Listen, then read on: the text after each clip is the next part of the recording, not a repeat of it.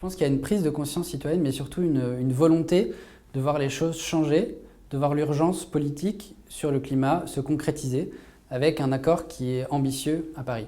Il y a plus de 28% des Français qui estiment que la lutte contre le changement climatique est une priorité absolue de l'action publique.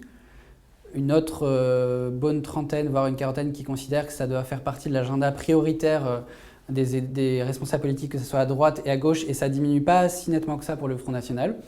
Donc on sent qu'il y a quand même une appétence pour les sujets climatiques qui est plus marquée, plus nette dans la société française. Et très clairement, ça se joue sur les événements comme le Forum Open Diplomacy aujourd'hui, où on voit les citoyens qui se mobilisent, qui ont envie de se renseigner, s'informer, pour comprendre et être un peu aussi co-constructeurs de la réussite de ce défi mondial. Ils peuvent avoir un poids à travers l'action déjà simplement d'électeurs, naturellement, et puis quand ils sont majeurs et citoyens, aussi à travers les ONG qui mettent une pression extrêmement importante et souvent constructive sur les gouvernements dans le monde entier.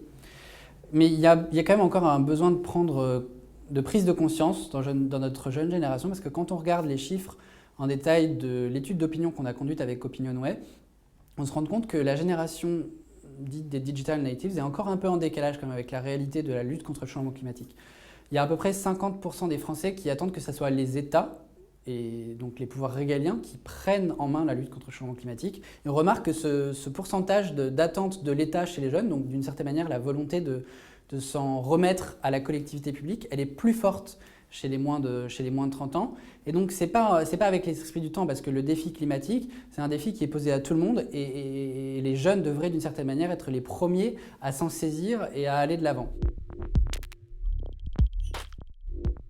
Une chose est sûre, c'est que la méthode a changé et qu'elle est prometteuse. La méthode a changé parce que depuis le protocole de Kyoto, les COP se sont succédés avec l'objectif d'obtenir un accord universel contraignant qui régule les mécanismes d'émissions de carbone au niveau planétaire, notamment les mécanismes de marché, en imposant un mécanisme universel juridiquement contraignant à tous les États. Et là, on a une approche différente qui est fortement portée par le ministre des Affaires étrangères et la ministre de l'écologie, qui est d'aller chercher les États, de les mobiliser pour voir quelles contributions nationales ils peuvent, sur base volontaire, apporter pour réaliser collectivement l'engagement de limiter la hausse du climat à la surface de la Terre à plus de degrés d'ici 2100. Les principaux freins, c'est en fait notre histoire et notre géographie, c'est-à-dire que on a historiquement, avec le processus des négociations climat, un principe de reconnaissance collective de la responsabilité humaine dans tous les États du monde du changement climatique, mais avec une responsabilité qui est différenciée selon les États industrialisés et les États en développement. Et donc on a à faire rentrer dans une logique de solidarité internationale, parce qu'on n'a pas de planète B, comme dirait Ban Ki-moon, tous ces États dont les populations ont des attentes différentes, ne sont pas à des mêmes stades de développement humain, humanitaire, social, économique, et donc n'ont pas le même rapport à l'écologie